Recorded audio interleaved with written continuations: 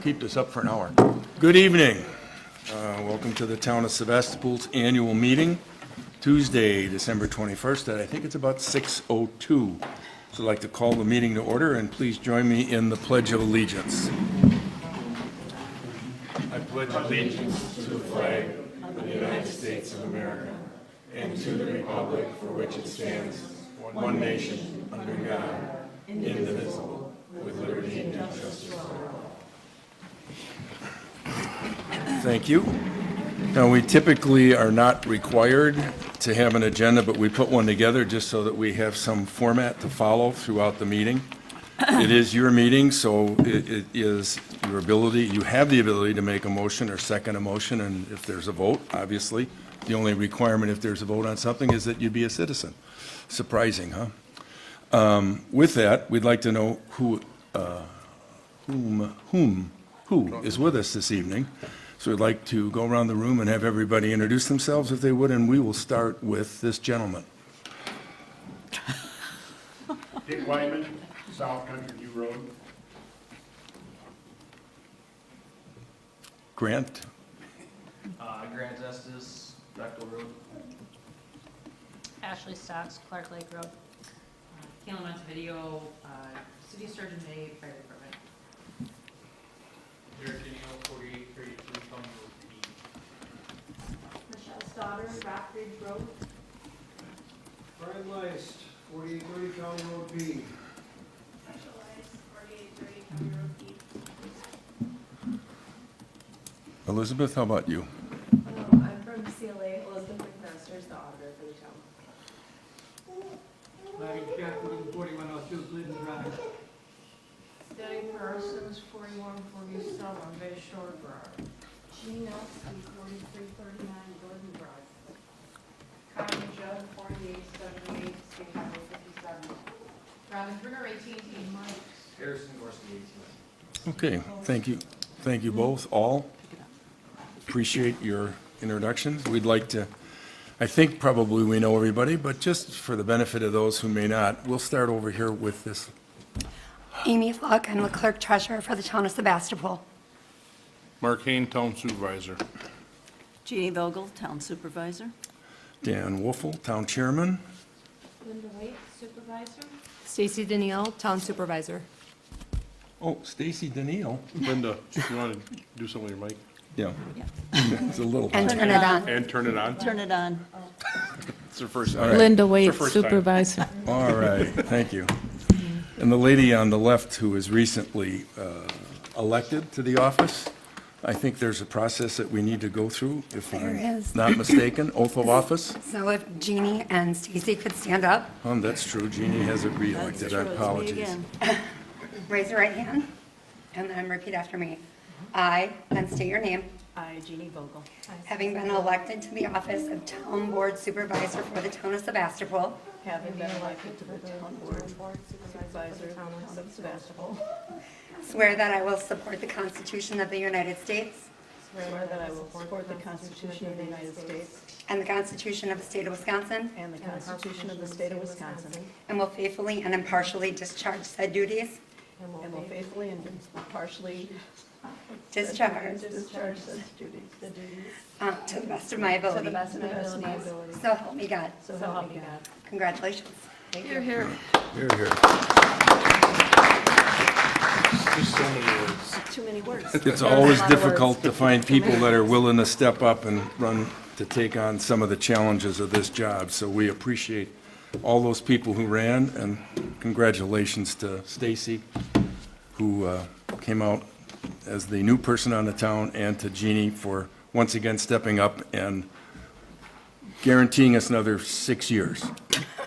Okay, could be wrong about that. I must have missed that. All right, we're going to move on to the minutes of the previous annual meeting. Excuse me, 1 second. Sure. Would you remind people to use the mic? I can Oh. put it to the wall for me. Okay. Can I speak? Okay. Sounds fine. Jeannie was just asking me if you're going to make mention, please grab a microphone. They come out of the thing, hold them up, and so that the people at home that are watching can hear you.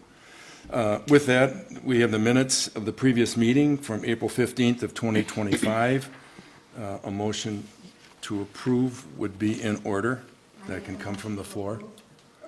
Who was that? Motion by Jean Elstein, second by Mr. Weidman.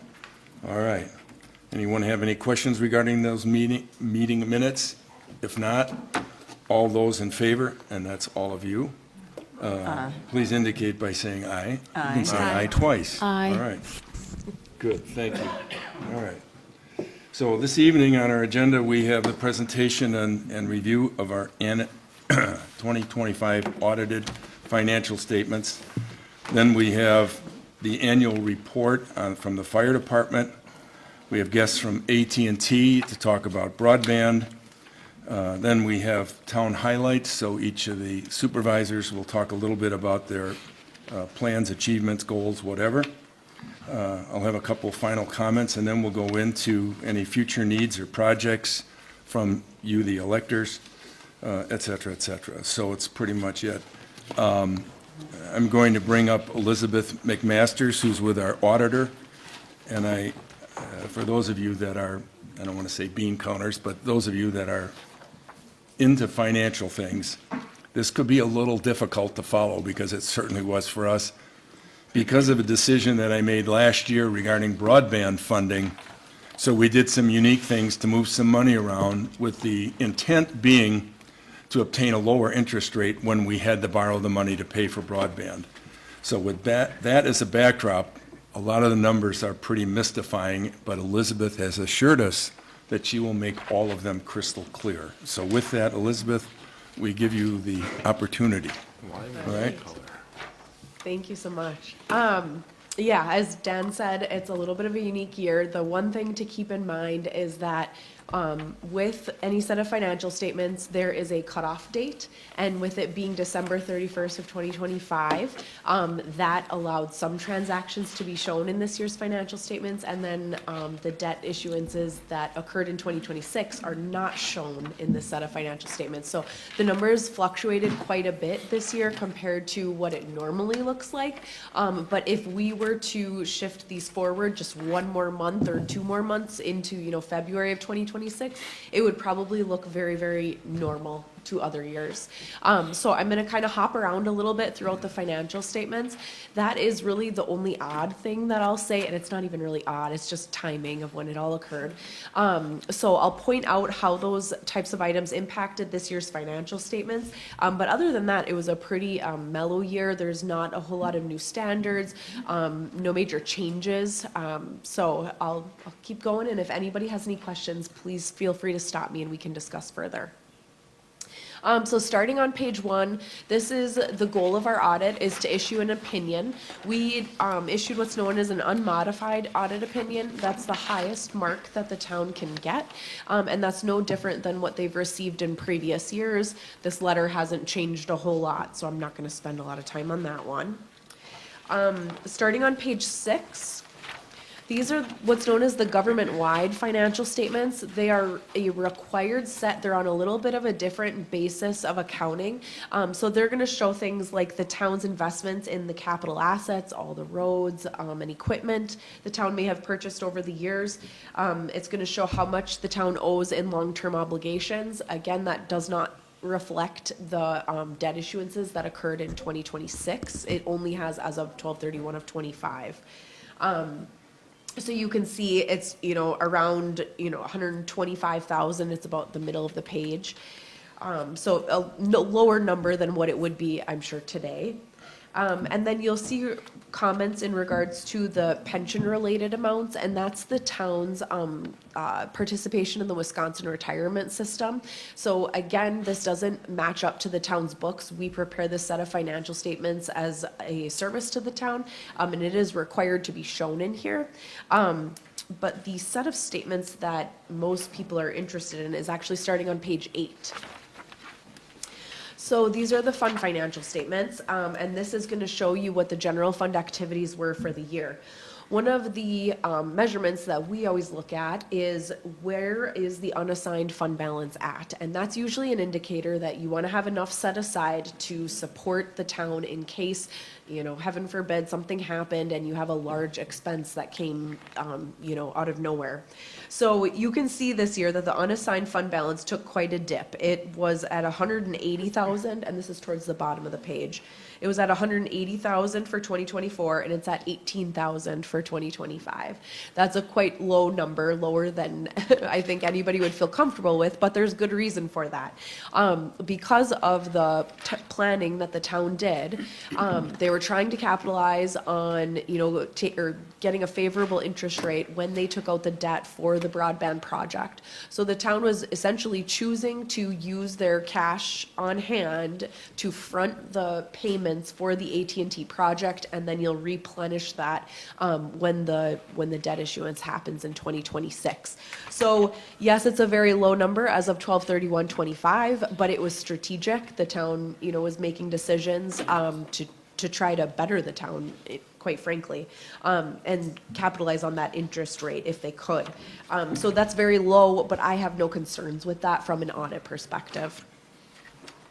And I'll show you some of that activity. So on page 10, this is a very slimmed down version of the income statement. It shows you all of the revenues and expenditures for the year. You can see towards the bottom of the page, there's a net change in fund balance of 378,000. So that number is eating away at that reserves, and that's why that unassigned fund balance got so low this year. I'm going to, bear with me, there's still more to the story here. So on page 36, I'm going to skip ahead now. And everything that I just skipped over, they're all the note disclosures. It shows what is making up the town's cash balances, what types of investments, what kind of debt they have taken out, and so on. But as I said, it doesn't necessarily paint a picture of what it would look like today. Very similar to what it's been in previous years. So page 36, you can see we have a note disclosure on here called subsequent events. During the audit, we're always asking, are there any legal issues that we should be aware of, and so on. And there never usually is any of those, knock on wood. But this subsequent event with this debt issuance qualifies for that disclosure. So the numbers aren't reflected into this year's financial statements, but we are required to disclose that they are able to take out the $1,129,000, and that's just going to occur in draws. I'm not sure if you guys have how much you've taken out already. It's probably a significant chunk. All of it is done already. There you go. With a big Christmas party.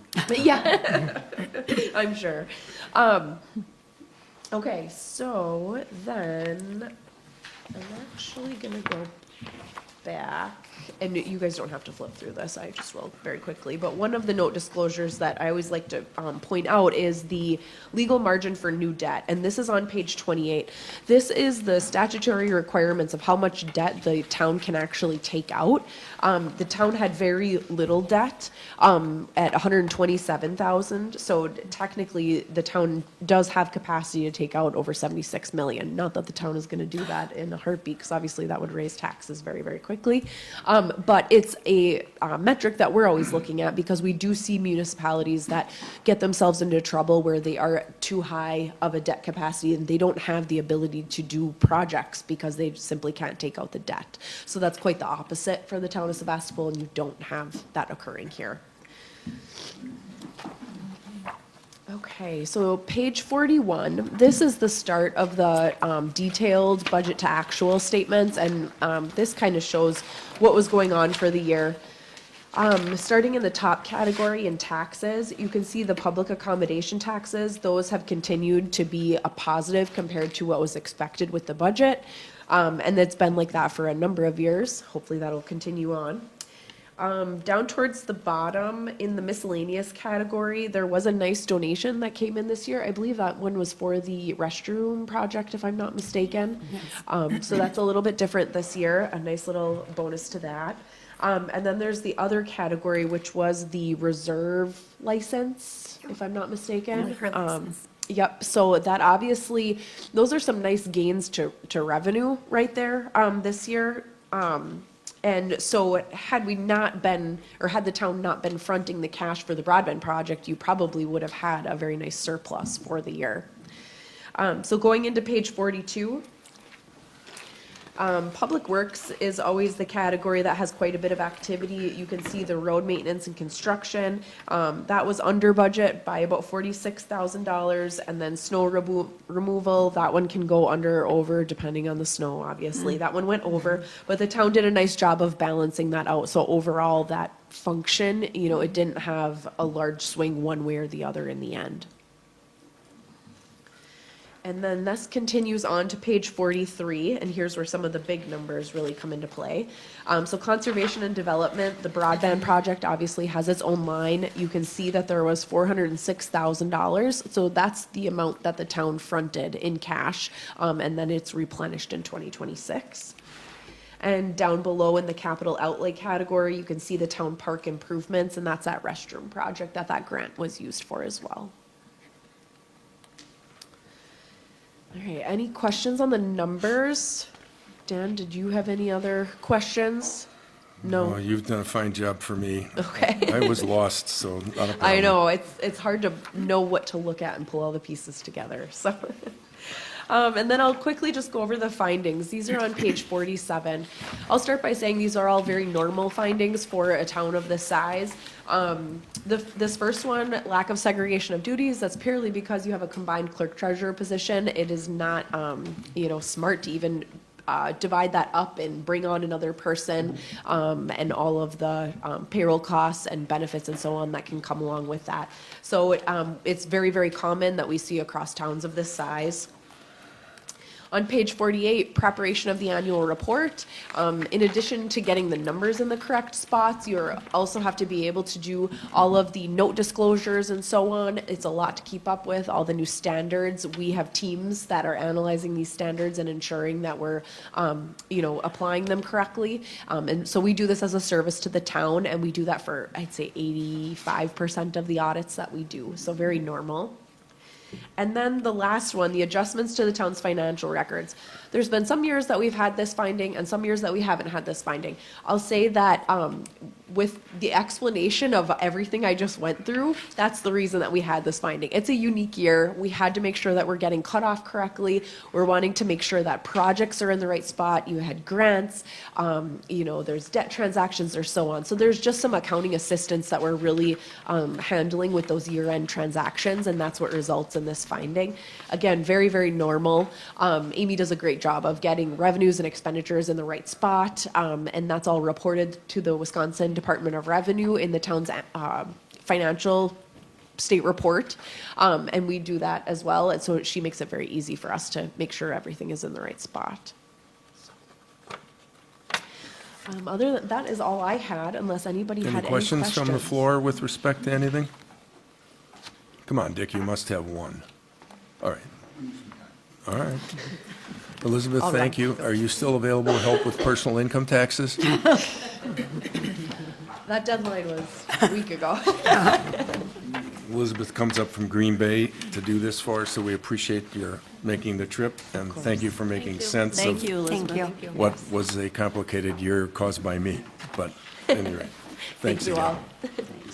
All right. With that, we're going to move on to the annual fire report for 2025, and we have with us this evening, the person in uniform would be Kaylin Montevideo, who happens to be the fire chief. And they had quite a write-up in the Pulse of all the fire departments and their staffs, and I've been hearing a lot about it. I have not read it yet, so hopefully it's accurate, and all right, with that, we'll give you the floor. it sounds like there were some corrections today, Ashley said, so I'll have to read it and let them know. So, thanks for having me. As in other years, we conducted an annual report for City of Sturgeon Bay, and then the two townships that that contract with us for fire protection. One being town of Sevastopol, the other being the town of Sturgeon Bay, and also inspection services for the town of Jacksonport. So this is just kind of a snapshot of our 2025 year in review. So I'm not going to go through every single detail, but I'm happy to answer any questions, or if somebody has questions after the fact, please feel free to reach out to me to clarify anything. So going through our report, first couple pages are just some information on Sturgeon Bay Fire Department. No changes on our stations. Our headquarters is still located right downtown on Michigan Street. that houses our fire department offices as well as staff 24/7 with a minimum of 2 firefighters. And then we have our West Side Station, which is located over by Sturgeon Utilities, just off the highway on Oxford Avenue. Again, staffed with 2 firefighters, 24 hours a day, 7 days a week. Moving along, we have our department personnel, which saw some changes last year. In 2024, when our previous chief retired, the decision was made partly by me, partly by the city, to not refill my position, which was the assistant chief, because we were looking at some possible staffing structure changes. Ultimately decided to stay with the structure that we had, being a chief and assistant chief, and then 12 career firefighters and our paid on call. So the next page kind of shows the differences in, or the changes that were made. So Lieutenant Ethan Jorns, who was one of our shift lieutenants, was promoted to assistant chief at the beginning of last year, which created the vacancy of his lieutenant's position, which was filled by Mike Seelar, who was one of our longtime firefighters. And Dean Gordon was promoted from a paid-on-call part-time. We kind of interchanged those 2 names. Truly, they're a paid-on-call firefighter, was promoted to a full-time position, filling Mike Seelar's spot. We also saw 2 retirements in our department last year. Mike Frangipani and Mark Smith both retired, one in April, one in September, so that created 2 new openings. So a lot of new faces on our full-time staff, as well as our part-time staff. So it just kind of gives a little overview of that. So we're rolling with those changes, and everybody is kind of settled in now throughout the year with those changes. Nothing new on our apparatus and equipment. That is all stayed pretty much the same. That's on the next page. We always do a incident forecast, so if you look on page 11, and as you can see, our forecast just continues to go up for call volume, which is no surprise, I think, for anybody in the county, that call volume is going up. So kind of a projected for 2029 to be around 2,400 calls. So, and I anticipate that is probably going to be the truth. So 2025 proved to be our busiest year to date, with 5 calls short of 2,000 calls. So a lot of those being EMS calls. We assist county paramedics in the city and the town of Sturgeon Bay. As you know, you guys have your own first responder group, so we do not respond out here for first response unless we're requested. So you'll see in the report there was just a couple EMS calls. So if they need additional help, a lot of times they'll just request us, or if they don't have enough response and need some additional help. So in Sevastopol last year, we responded to a total of 73 calls. Of those, 3 were EMS related, or to assist the paramedics, and then 70 were fire or service related calls. We just categorize those as fire calls. Everybody wants to always see our response time. I don't take a lot of stock in response time, even in the city, but a lot of people like to see it. I like to explain response time as it really depends. We could be there in 4 minutes if you live on Egg Harbor Road, just outside the city, and we could be there in 20 minutes if you live on, far end of Glidden Drive. So it's all dependent on weather. It's dependent upon our lovely Door County traffic at certain times of the year. So I don't take a whole lot of stock in response times, and we see a fluctuation of our response times year after year. So I often get calls on, well, how long does it take you to respond to X location? What time of the day is it? What time of the year is it? Is it snow covered? Is it, middle of summer and a 4th of July weekend? So again, we put it in there, don't take a lot of stock in it. So, and then on page 13, you'll see our incident type. So we break down each response district to incident type. So if you're looking at the town of Sevastopol, our majority of our calls last year were for let's see here, for vehicle accidents, which is not really a huge surprise, so. And then moving along, the next 2 pages are just our comparison. So everybody says, well, how do we compare to other years? As a total on page 14, clearly our medical incidents that we respond to assist Door County Emergency Services are a lot higher than our fire service response. And that's been the trend since we started doing EMR service, so. And then 15 is specifically the city of Sturgeon Bay, 16 is specifically town of Sturgeon Bay, and then most interested for the audience today would be page 17, so how we're a couple, 10 calls less than last year. Why? I have no idea. If you look at the trend, it kind of goes up and goes down. There's really no rhyme or reason, I think, for calls.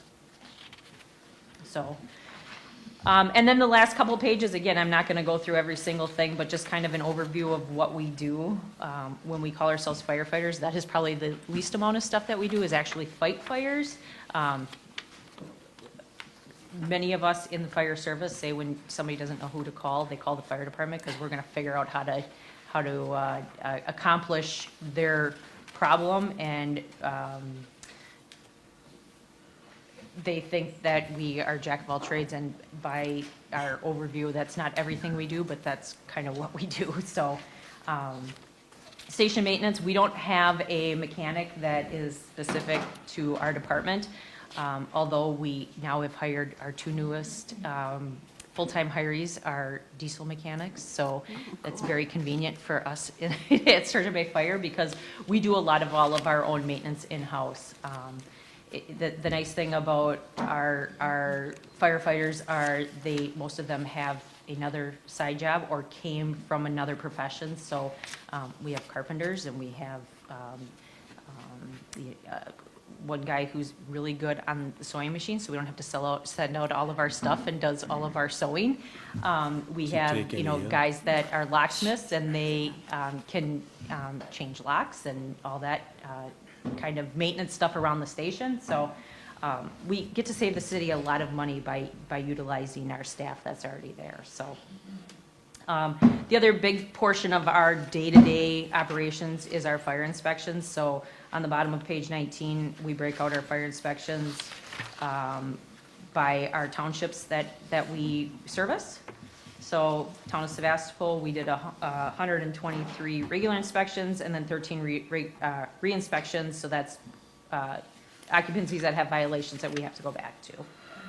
And then we issued 76 burn permits in the town last year. So if you remember, probably 5 years ago, Amy, was it, that we took on, there was a lot of discussions, and we ended up taking on issuing all burn permits in the town of Sevastopol just because of some issues and problems that we're having. So our guys physically go out on duty, guys go out and inspect the piles, make sure they're burning what should be, making sure it has accessibility for if an issue happens, checking weather conditions, things like that. So, and then training and public education is another big portion that we do on a day-to-day basis. So that kind of just overviews all the other fun stuff that we get to do on a daily basis. And then our fire prevention on page 22 specifically lists all the schools that we went into and did formal fire prevention programs and how many students were involved in all of those. So, and then just some kind of fun pictures of our guys training and doing some maintenance stuff. So, any questions, concerns? You mentioned response time. Do insurance companies consult with you on response? You know, at Sevastopol School, we have a horrendous fire insurance. And the reason for that, they say, is response time. And where we're located. So, Yep. Obviously, we don't have any control over that. So the insurance service organization has a rule, and once you hit a certain amount of miles from and that's road miles, from a station, you no longer, so yeah, I think you guys have like a 10 rating at the school, which is horrible, but there's no way around it unless you had a station that was closer to you, so. It's ISO rating. Yes. Kaylin, so I see there's drone operator under the training. Does the fire department have its own drone? I didn't Yeah, see we- it on the list here. Yep, we actually have, yeah, we should probably put that as some of our equipment, but we have currently 3 drones, and then a small one that the PD uses for interior. It's not the best drone, but, and then there is 5 of us that are operators, so. And are they used mainly for, like, if there's a grass fire, that you fly it over to make sure you've got all the hot spots, or? do they most We come into use play? our drone for a multitude of things. We use it for, we had a grass fire last Saturday, we used it to fly to check for hot spots. We use our drone for missing persons.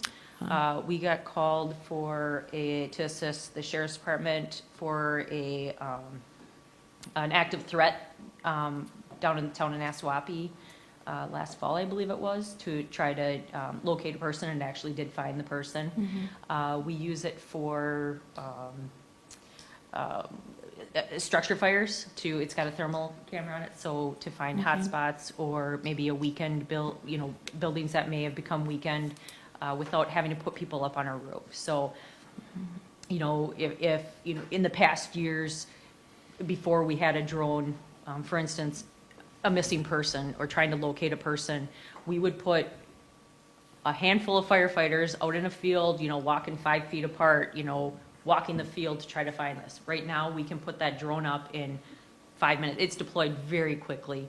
I'll say 5-10 minutes, that you have an area covered that would take you multiple resources, personnel, as well as time, that it's just such a good tool. I can say that when our previous chief purchased the drone and said, hey, you're going to become a drone pilot, I thought, oh, great, here's another tool we're never going to use. And I cannot believe how often we actually utilize the drone for, not just us, but, assisting with other departments assisting with us and coordinating operations. Egg Harbor has a drone as well.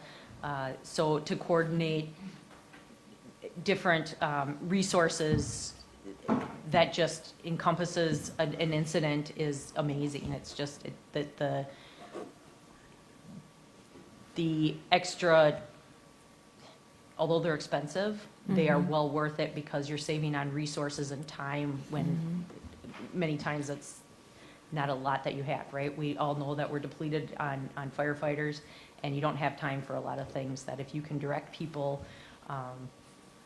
Brussels had that very large fire last year, and Egg Harbor had their drone out there, and they were able to direct firefighters specifically to areas of hot spots that we would have been wandering around kind of, in the dark looking for these spots. But he was able to say, this guy walked 10 feet forward, I'm seeing a hot spot right here. So I mean, the amount of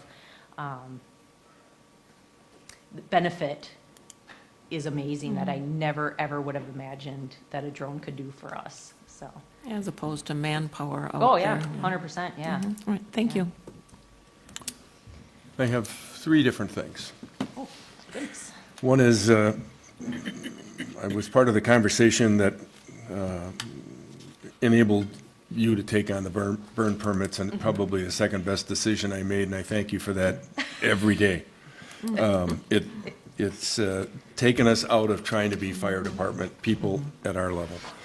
But inside of that, I have a lot of people that I think call you for a burn permit to do brush, that if the city didn't want $100 for a brush permit to drop off brush at the city, I would encourage any leverage that you might have to talk about making that a more nominal fee. So I think it might reduce some of the demand on your people and potential fires, because people want to go, but $100 to drop off a load in the spring that gets to be a little bit on the pricey side. So thank you for taking it on. If you have any influence, feel free to use it there.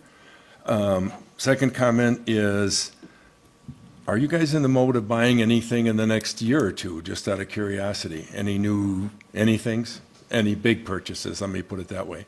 New hook and ladder trucks? Yeah, we just ordered a new utility vehicle, so I'm sure you guys have seen it's a 2008, 2009 pickup truck that typically Shane Wadier, who's our part-time inspector, does most of the inspections in the town of Sevastopol, so you probably see that vehicle riding around. That one's being replaced this year, so we just ordered that. Probably we'll see that in June. Another pickup truck, Ford pickup truck. And then we are,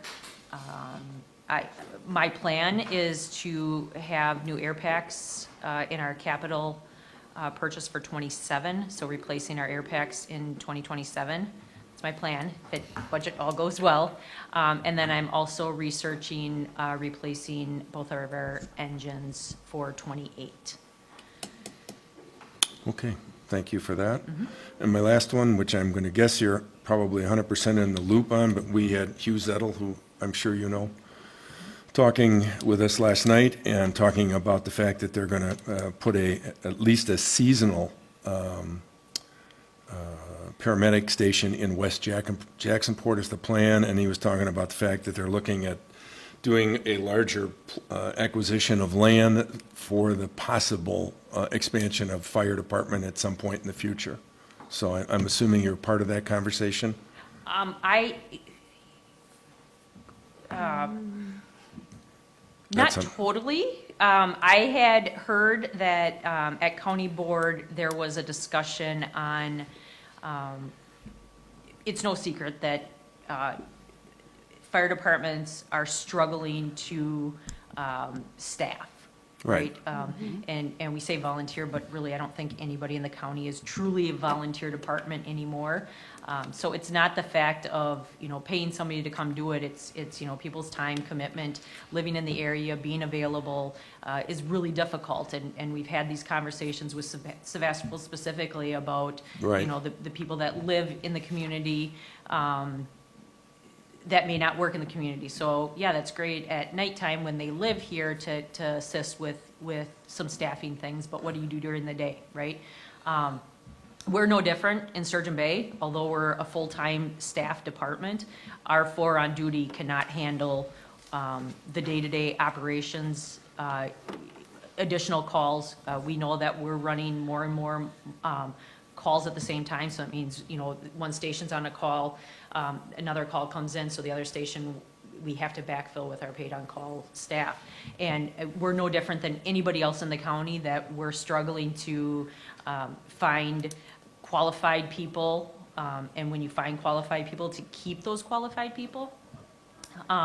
So this has been a conversation at our county chiefs level, which involves all 11 departments, 10 chiefs, because one chief is a dual hat for 2 departments.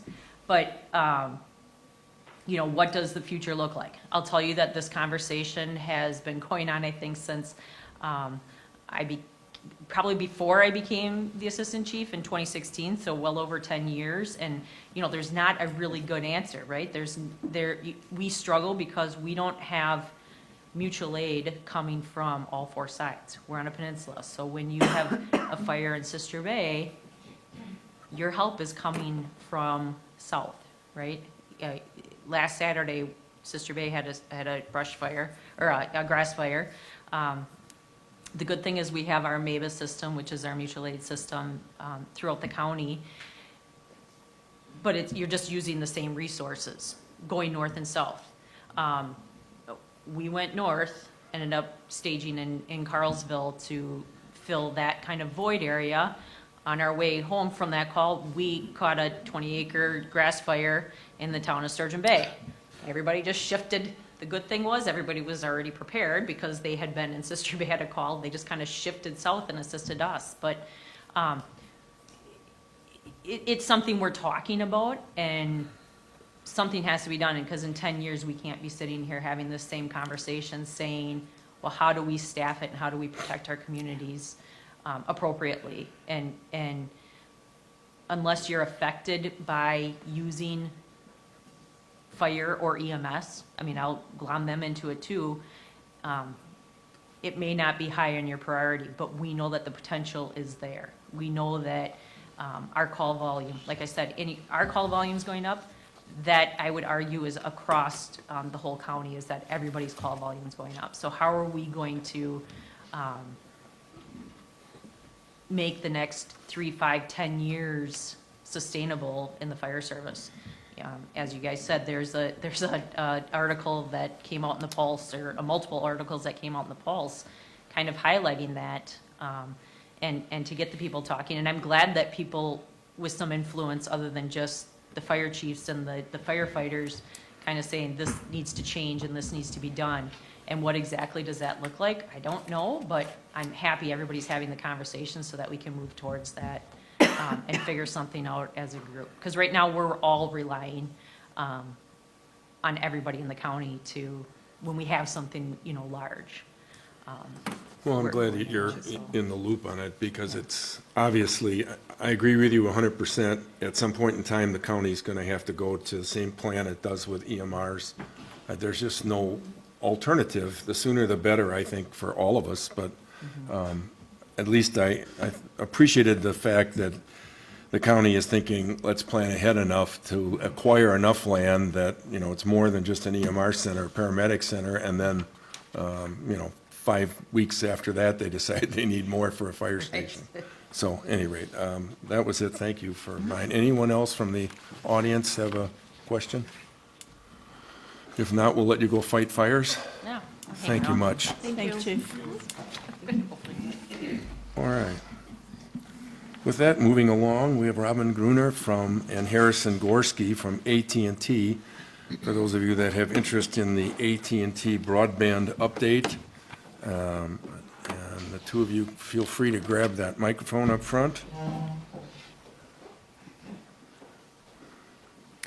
And if you don't know, we've signed a contract with AT&T for broadband. I would find that tough to believe no one knows.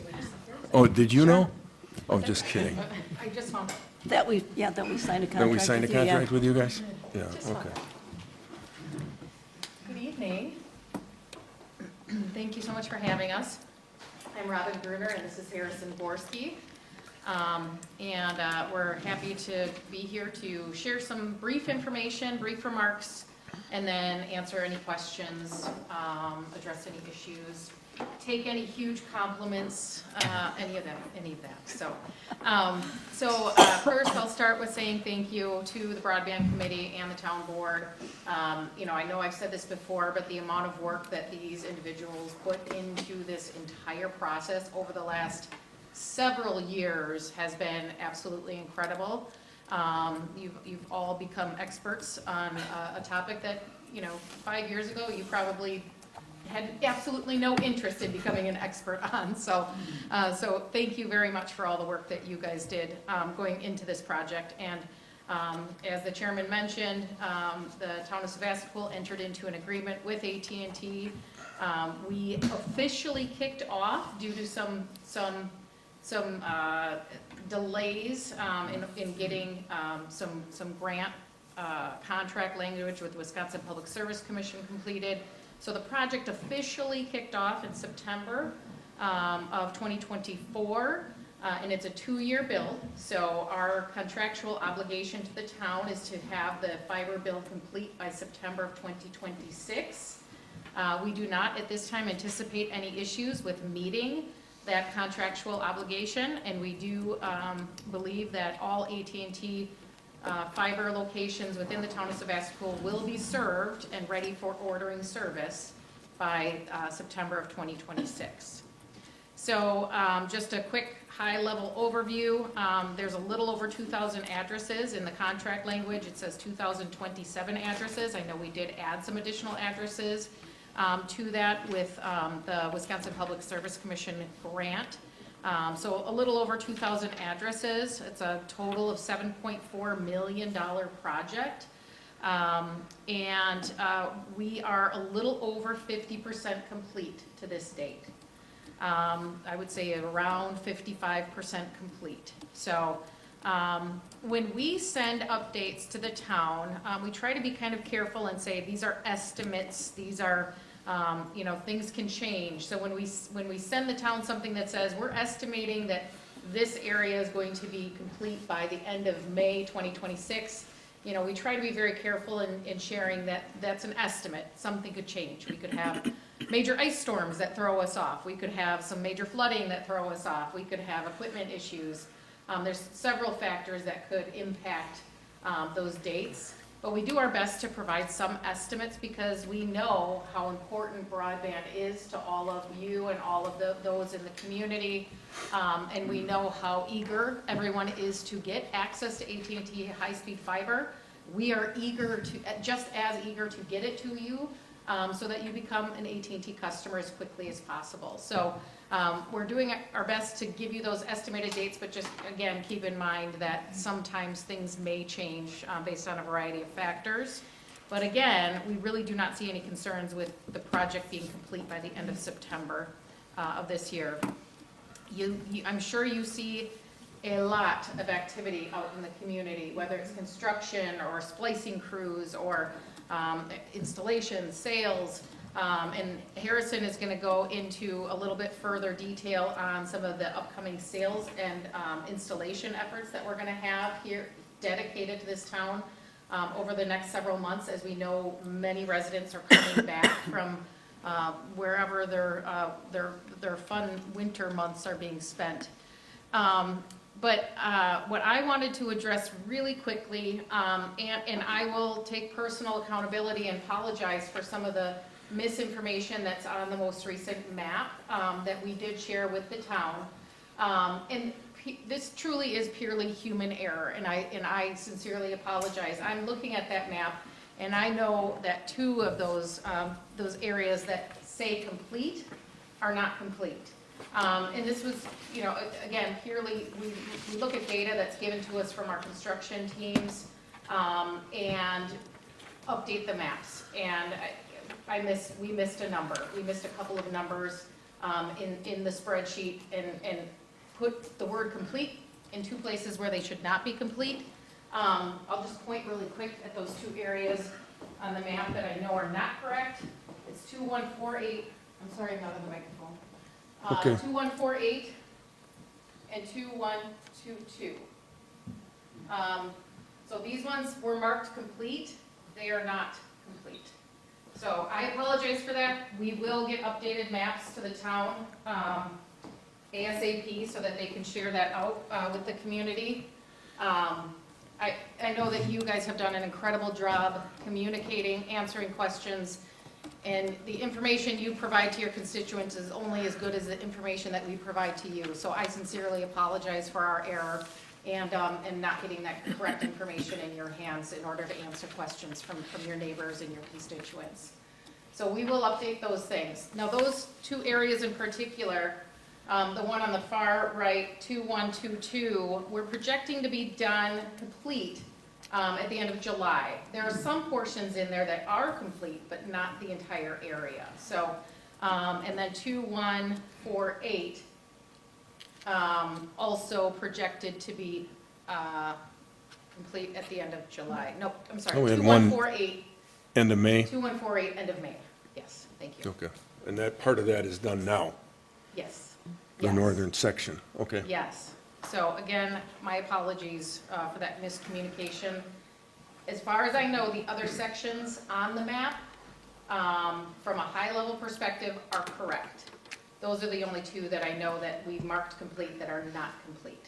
So if you happen to live in one of those areas and you were all excited and thought, I can order AT&T fiber, and then you called Harrison and he said, nope, you definitely can't. That's my fault, and I apologize. And but it will be coming soon, I promise. So that's what I wanted to highlight on the map. And again, we'll get an updated version over to the town as quickly as possible so that can be shared. I just wanted to also share the only other delays that we could possibly run into is if you live in a homeowners association or some sort of neighborhood association where we have to get permission in order to bring AT&T fiber to that association, that property. That's the only potential hurdle that we would have to overcome. I know from working with my teams, the associations that we've worked with have all been very, very pleasant to work with. I don't see any issues with any of the associations. I haven't heard of any issues or concerns or any, association boards telling us, no, we aren't going to allow you to build in here. But that's not necessarily the case in some other communities. So I just wanted to be very forthright that if you do live in one of those associations, feel free to talk to your boards and ask them if they've already talked to AT&T, and if they are telling AT&T not to come in, encourage them to allow AT&T to build fiber into those associations. But again, we're not seeing any of those issues in the town of Robin, can I Sevastopol. ask something? Yes. So when you're talking about associations, you're probably mostly talking about condominium. Yes, or And then- any sort of land that can be. Yeah, and so the other thing I was going to say is, it probably also would include a private road? Yes, Yes, thank you. I was all just right. going to mention that. Private roads is another one that we would have to get permission. Yeah. Can we just jump back to complete real quick? Yep. To clarify for the people listening at home or whatever, complete means that it's strung past your house. That means that's not every house in that block is fired up, correct? When we say complete, it means it is ready for For you the to houses. order Okay. service. I Yes. understand that, but just so Yes. people who are listening, Thank you. that doesn't mean that Appreciate that. if someone says, hey, I didn't hook up to my house yet, that means that it's still available. Exactly. It is available for you to place an order through Harrison. Correct, thank you. And I also want to clarify, we do get calls periodically from an individual who says, hey, my neighbor, 2 houses down says they can order AT&T fiber, but I called Harrison and he said he can't. When we build to a certain area, there's a piece of equipment that goes in the neighborhood, and that piece of equipment can only bring fiber so far, and it might go to house 1, 2, 3, and 4, but it just can't reach house number 5. And that's because we want to make sure that when you get service, you're getting the best service available. And we're not going to provide service to house number 5 if it's going to be kind of not great service. So just because your next door neighbor has AT&T fiber and ordered AT&T fiber and installed AT&T fiber, it doesn't mean that you have it or you can order it just yet if it's not quite ready, but you will get it very soon. Hopefully that helps also. Yeah. A couple of things, and I'll turn it over to Harrison in just a second, but we have made some significant enhancements to our sales teams and efforts, as well as our installation efforts. We know that building AT&T fiber and servicing and installing AT&T fiber to this community is unique. There's a lot of very rural areas. There's a lot of homes that are set back considerably off of the roads. So we want to make sure, we've made sure and had conversations with our installation techs and their managers to help them have a better understanding of kind of that uniqueness of building AT&T fiber and providing that service to this community. So we've made some pretty significant enhancements, ramping up here in May, June, July, August. We'll have a much stronger presence here than we did over the winter months from a sales and installation perspective. So we're bringing team members in from other parts of the state because we know how much of a priority it is to get services ordered and installed efficiently, quickly, and as smoothly as possible. We did also, and Harrison will talk about some of the materials he brought, but one of the things that's back on that desk, thank you for making copies. My printer is in my home office, which was under 2 inches of water down in Hortonville, so everything is torn apart, so I was not able to print anything, so thank you very much for printing things. But they'll also share that on their website or social media or however the town shares that, but there's a contact list there.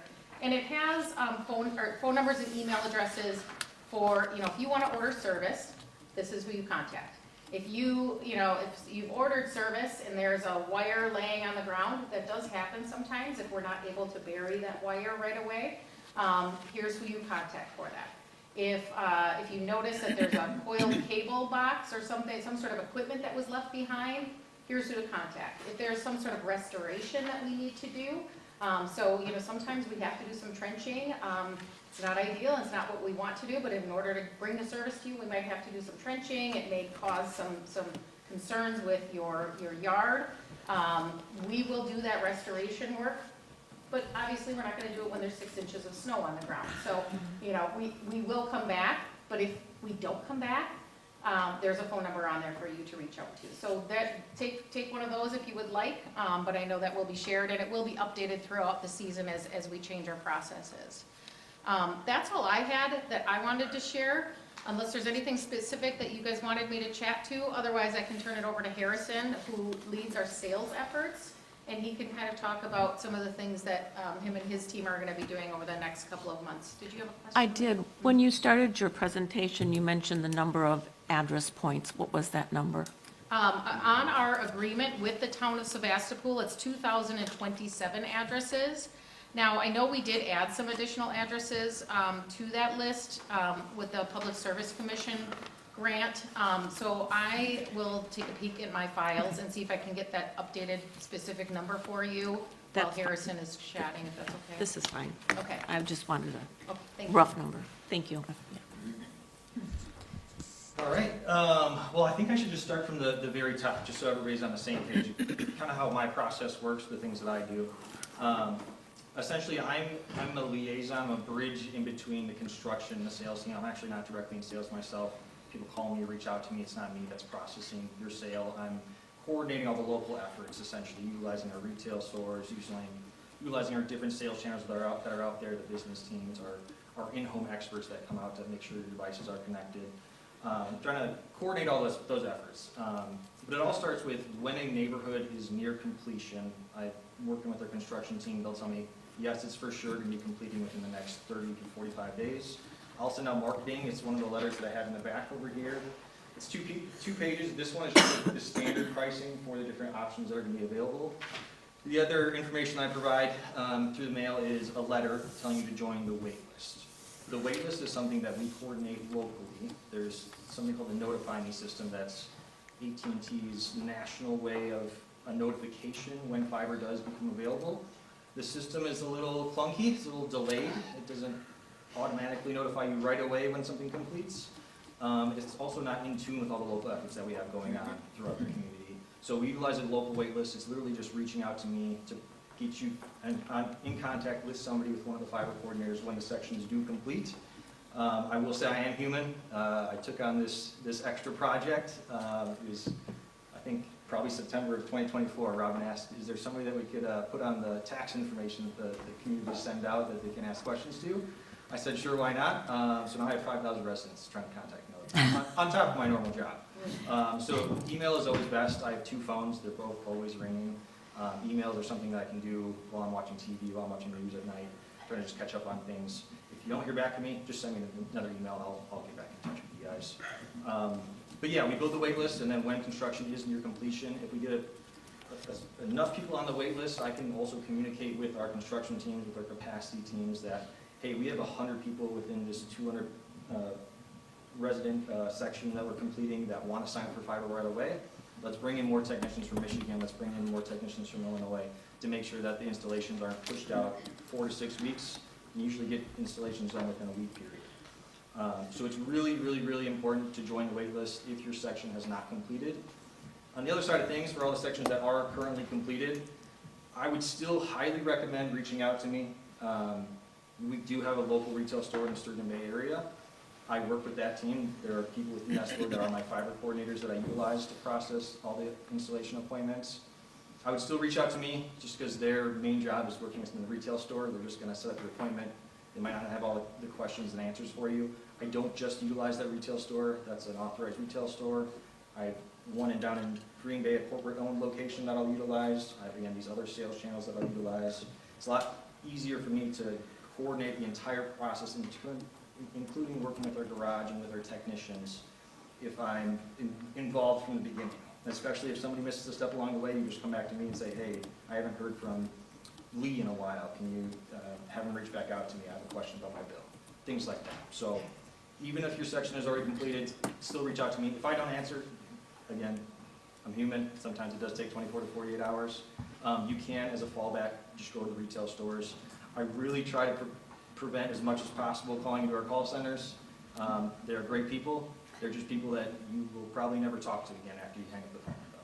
So that's what I'm trying to avoid. I'm trying to keep this as local as possible so that we are involved every step of the way.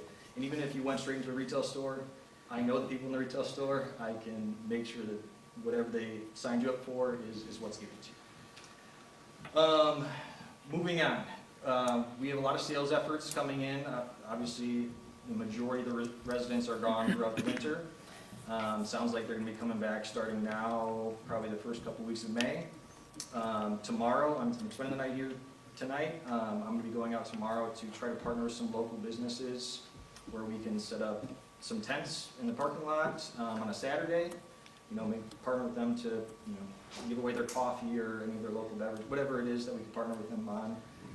As well as we will be stationed within every community. I believe we're planning for the weekend of the 17th. It's the weekend before Memorial Day weekend. 15. To be set up at all of our PFPs within each section that we have activated, not just in Sevastopol, but in Egg Harbor, all the communities that we have. PFP is where all those lines connect to, which you plug in when the technicians are out there, make sure your service is working. We'll have some advertisement there. I'll also have fiber coordinators walking throughout those communities, dropping off door hangers. They'll be wearing yellow vests. They'll have their AT&T badge. And they are the people that, when you reach out to me to get on the wait list, they're usually the people that I reach out to call you and schedule your appointments. Any other opportunities that you guys know of where we can be available for residents in the community, please let me know. You know, typically it's not something where farmers markets allow us to participate, but if there's an exception that can be made, we'll be at the farmers market. If you can post up here all the days, wherever it may be, we just want to be available to help with any information that we can. Yeah, that's all I have for the sales plan. Questions? So if I've contacted you and you've contacted me, I assume then that I'm on your wait list? Correct. Okay. And you will let me know? Yes. Okay. Yes, yeah, especially if you're a section that hasn't completed up there. I put together the wait list, yeah. I mean, I see the cable, I see the loop, I see everything out there, you know, so. Yeah, a good way to explain the entire construction process is we're bringing the lines throughout the community. All those lines have to be connected back to the PFP before the entire section completes, where we were able to start processing those orders, and then we still have to run individual lines to each property that wants to sign up for the service. Good question. And the line goes to the individual property after an order is placed. Correct. Just But to you're not make- trenching right now, you're just, a lot of these places, that you're just laying the cable down across their property, and you're gonna come back and trench later. Correct, yes. Usually that process is 3 to 7 days, but throughout the winter when the ground is frozen, yeah, contractors can't bury it. So there's a long wait list of getting back out to the section. I have a letter that I would like to read. Betty, can you speak up, please? Do you have a mic? Yeah. Yeah, just push it. No, it's on. It's on. It's on, just speak into it. Green now. It was red before. Can you hear me? It's really Doesn't sound not like coming it's out on. good. Well, I wasn't speaking. And, I don't know if she hits. Laddie could take a look at Can you it. hear me? no, well, use this one here, Betty. Maybe it powered off. There's one up there, too. Is Oh, it yeah, not? we've got one up there that would work.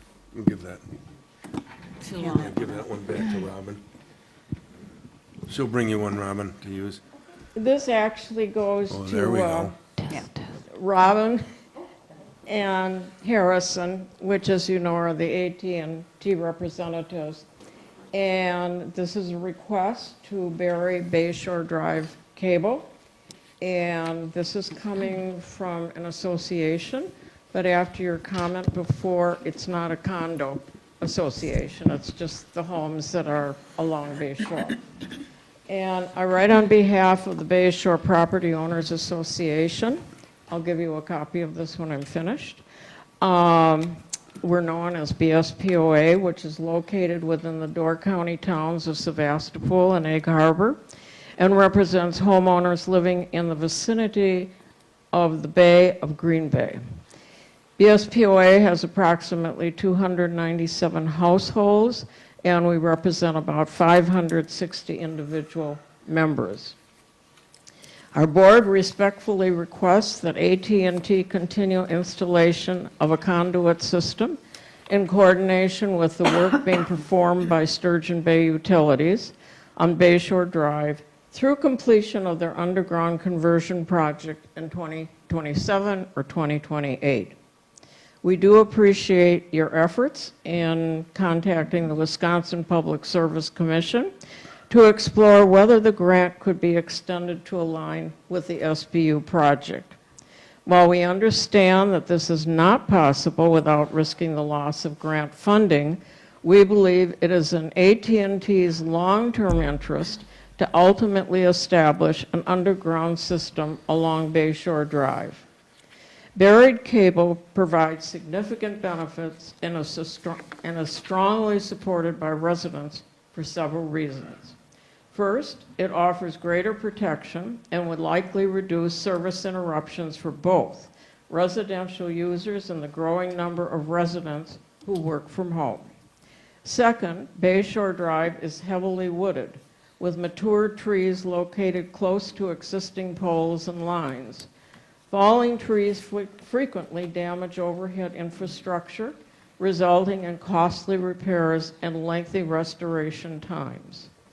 Third, overhead poles and lines detract from the natural beauty of the area.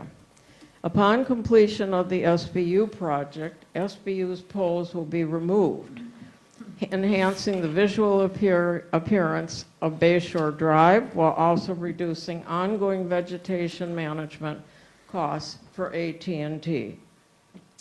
Finally, increasingly severe weather patterns further underscore the vulnerability of overhead systems and the value of underground infrastructure. For the benefit of BSPOA members and other residents along Bayshore, we respectfully request that AT&T continue installation of the necessary conduit system to support the eventual underground conversion of its fiber network.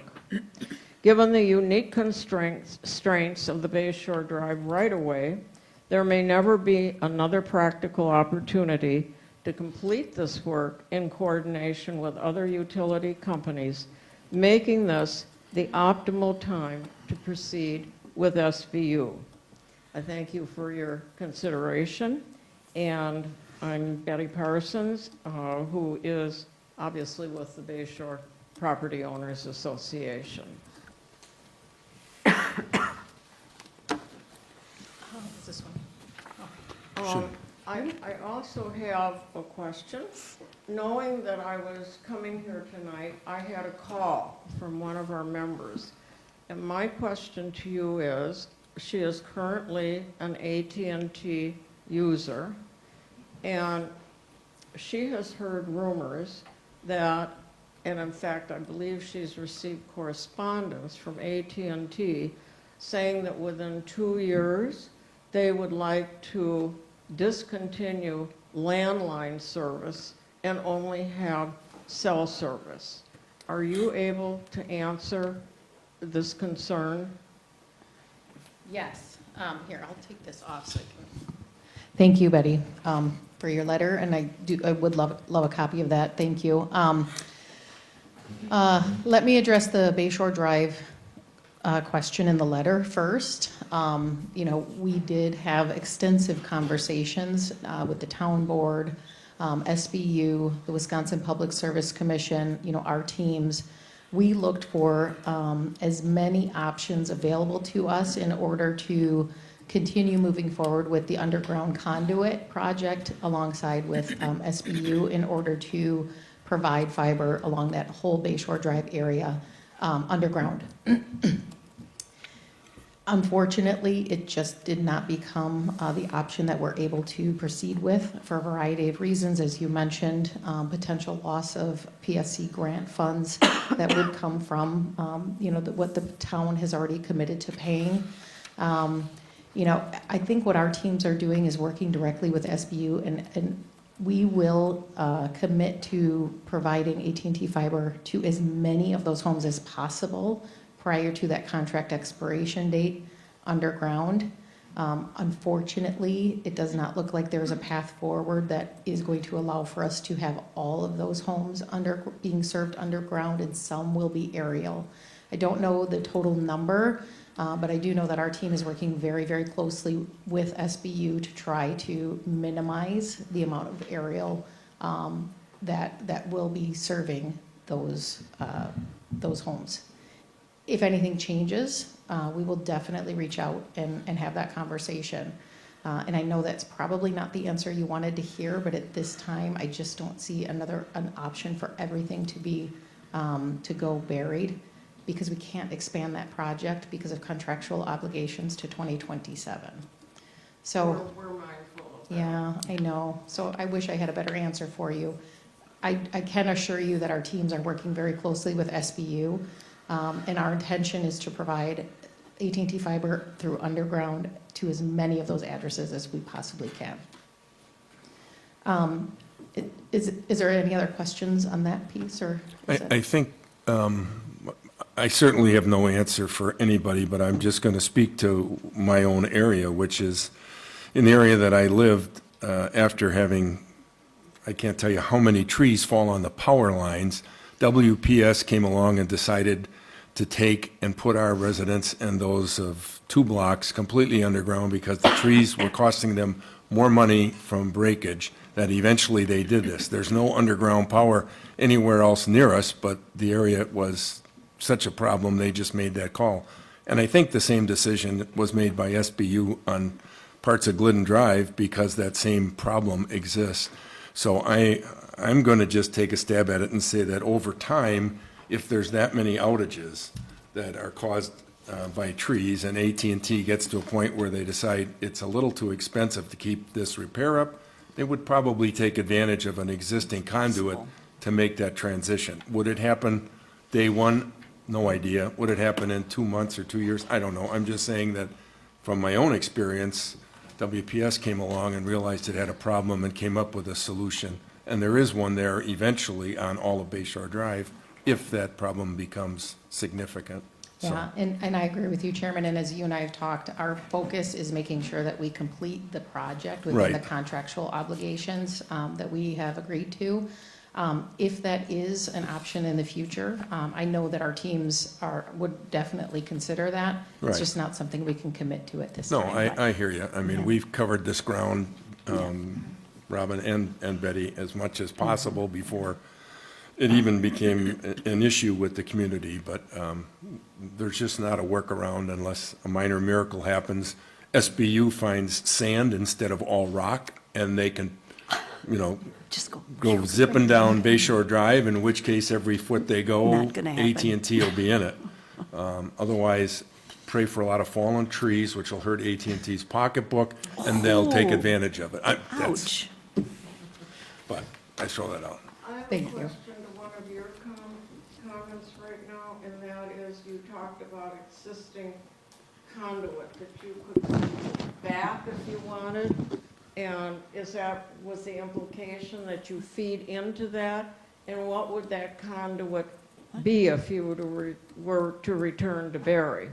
I didn't hear all of the question, but I think you are asking, is there a conduit in the trench? Which is my understanding that there is conduit in the trench, that eventually it's the same conduit that you're going to be in today. Am I hearing that right? My question is, how do you, once SBU finishes their work, how do you re-enter that boring that they're doing, or do you, in the future, have to come back and do your own boring?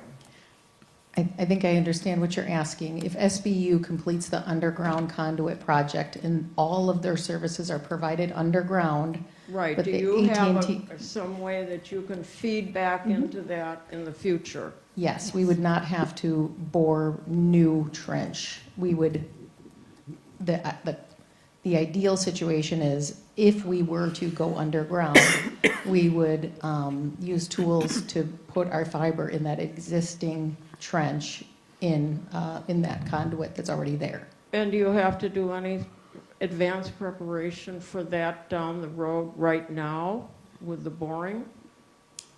We are not doing that work. That is SBU doing that work. I understand, but do you, to be able to come back to re-enter, is there any preparatory work that you need to do now for the future?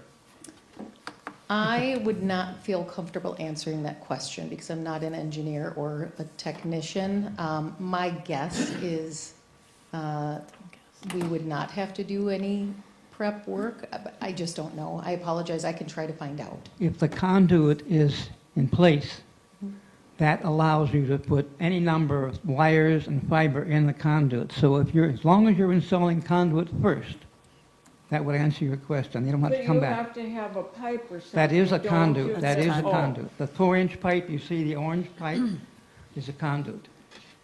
So I don't want to belabor the point, so let us move on. And then you were And going to Betty will be answer my happy other question, Robin. if we find anything out further, we'll be happy to share it with you. We certainly have no issues in trying to, satisfy that requirement down there. We have the same goal, so. And then I'd be Okay. happy to answer that additional question about the copper infrastructure. Oh, yes, thank you. So AT&T is currently undergoing what we call wireline transformation. And what we are doing is, and the town of Sevastopol is a perfect candidate because you're already upgrading your entire network infrastructure to fiber.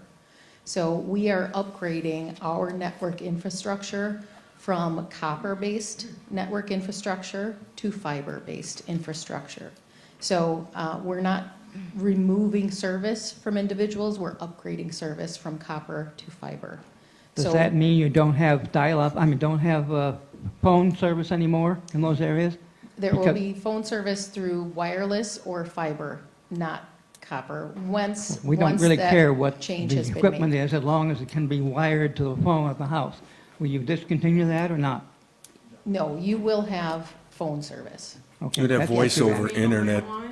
Or Yes. you will in Yep. the future be able Through to have fiber a or landline? wireless, yes. Yes, Thank you. absolutely. I have some questions. For my area, I live in the northern half of Glidden Drive, and there has been no work at all that I can see done by your organization. The southern half, it looks like it's almost completed, but it's taken 3 years to do it. So if you can do that in 3 months, that's pretty good. Not taking 3 years. And that leads to the next question. If you are putting conduit in, is power going to be put on the conduit at the same time or later or not at all? Because it won't be SBU in many places, it'll be Laddie, Wisconsin Public. you've got the wrong things mixed up here. you're serviced by Wisconsin Public Service, Yeah, you're Yes, right? They're not doing anything underground. This is strictly SBU that's doing underground. So Well, that's my- what's going to that's- happen where you live is they are going to overwrap the fiber just like they did by me, and they're going to go down the existing telephone and charter line, et cetera, overwrap it and come down a pole to your house. So it's not there's gonna be under- nothing, there's nothing done out on the street that's underground. They will put a buried fiber cable to your house, which will give you high-speed internet, and if you want voice over internet protocol for for landline service. so when you say it's underground in my area, you don't mean a conduit, but it'll still be underground, No. fiber to the To home. your house from the pole. Okay. I see. Thank you. Okay, Thank you. all right. Any other, I have one comment. I live on the most northern end of Glidden Drive, and I am not, Jean, please, Yeah, yeah. you're close to it, so we got to ask. I live on the most northern end of Glidden Drive, more north than Laddie, and I have not seen it wrapped, but some of my neighbors way north, closer to the Glidden Lodge, have been wrapped.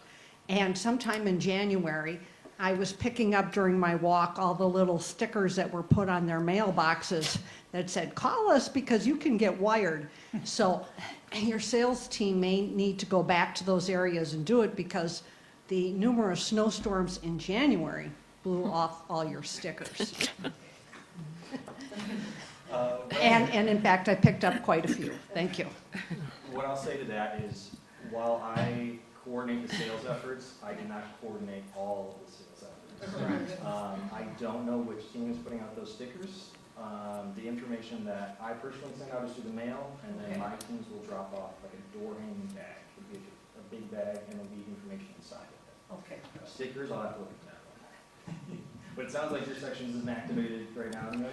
Mine is not, but it was closer to the Glidden Lodge for people here in the township. They know where it is. But I picked up quite a few stickers. Okay. Yeah, your sales team came through, and I live north of Jean, and she does have residences that have service that are maybe half a mile to the north of her residence, and those people are one of those where you described, they have 1, 2, 3, and 4 homes. The 5th home is begging for it, can't get it. But when your sales guys came through, maybe not yours, but the team, they blitzed the neighborhood. There was stuff everywhere. They were going door to door. They had enthusiasm. They probably went all the way down to Manitowoc before they realized they weren't in our area. So I hear the point. So If I can comment on that team, so that's our door-to-door team. So it is a third-party sales team that is selling AT&T product. We do not, I personally at a local level do not have any coordination with them. Just like calling to a call center, it's the same situation. They're a very important part of our infrastructure with AT&T. They do make a lot of sales, a lot of installations. They are not familiar with the project. I would still recommend reaching out to me just so we can set you up with somebody. okay, that's, I think. I believe the ma'am in the back corner had a question as well. Yeah. I was just curious about, so these orange things you see sticking out of the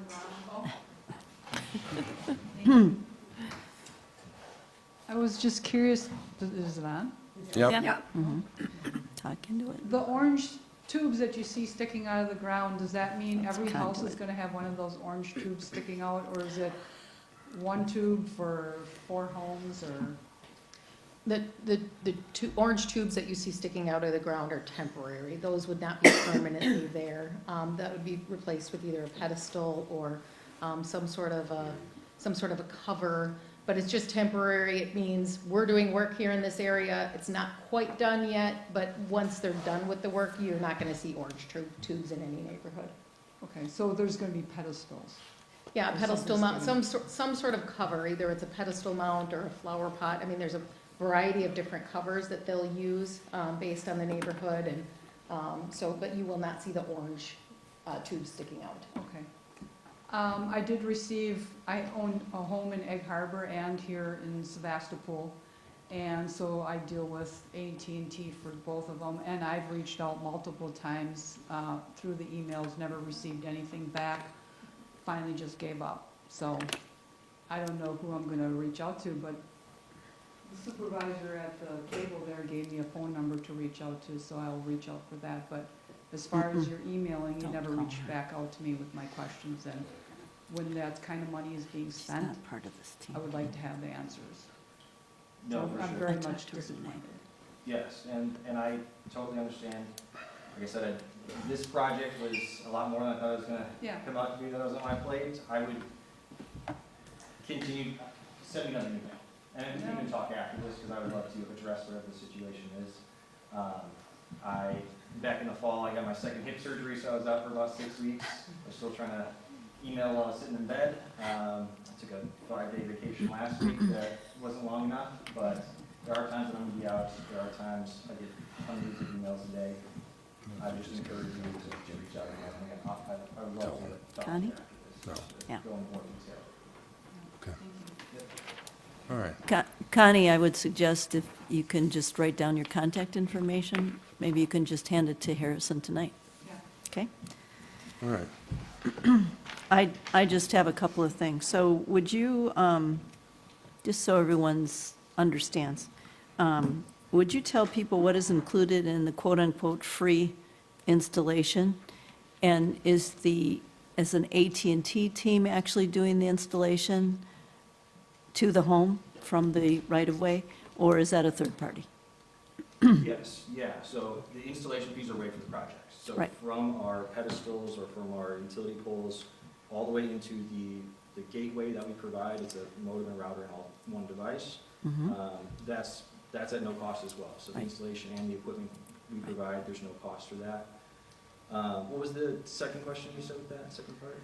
And is it the AT&T people that are doing the installation or a third party? Yes, it's corporate AT&T technicians that are doing Okay. installations. It would be a third-party contractor that does the burial of the lines if the Right. line is left above ground. But the installation itself is an AT&T corporate employee. Right.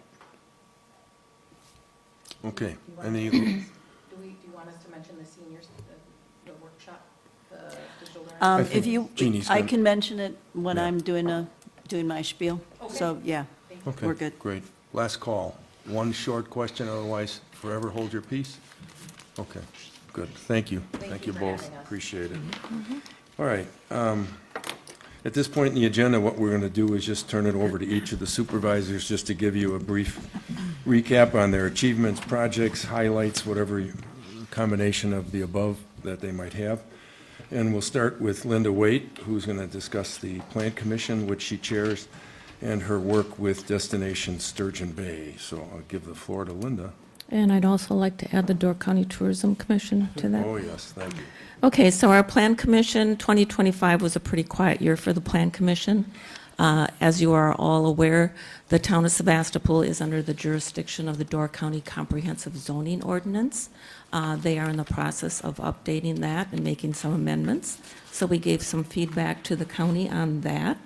We had just 4 meetings, and we addressed a request for a variance from shoreland and floodplain setbacks.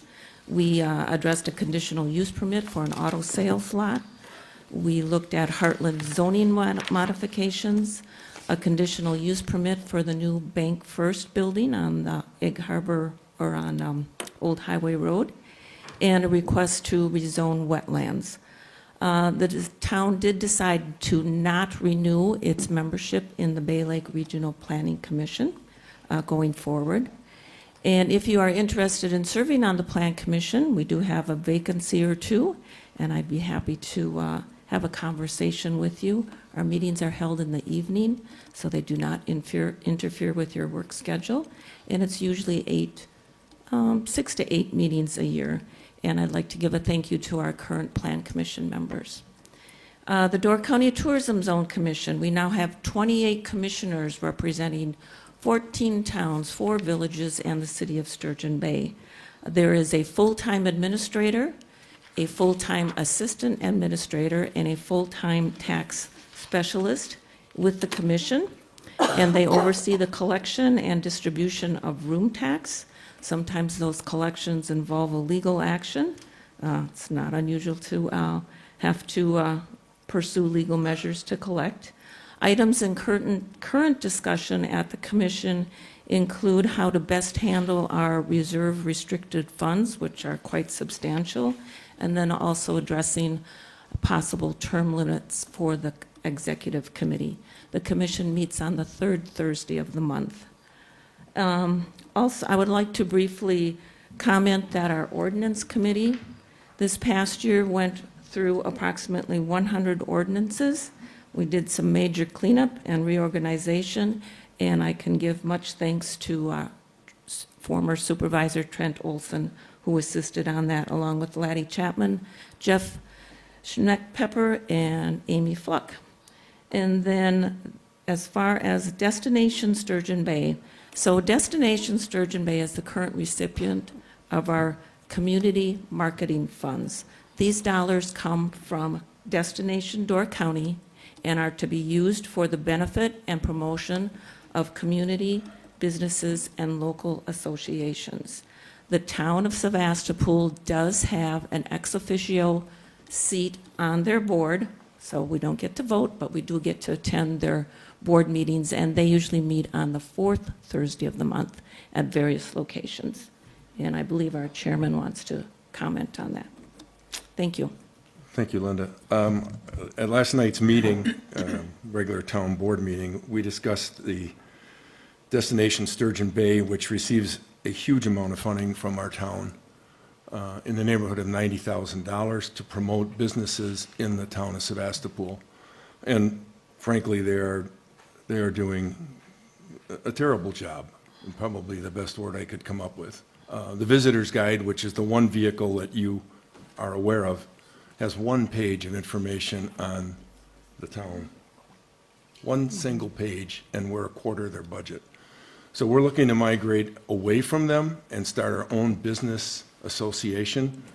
And once we have our own business association, we can redirect those dollars back to our community, to our business association, so that they can promote our town and our businesses. And newly elected, and I know she's elated about this, Stacy Daniil is going to chair that committee with Jeannie Vogel's help to try and get a core group of people to establish this business community so that we can redirect those monies. I think we can certainly find ways to better promote our businesses than to spend it on one page. In fact, we probably could give them money later on to just buy 2 pages, whatever.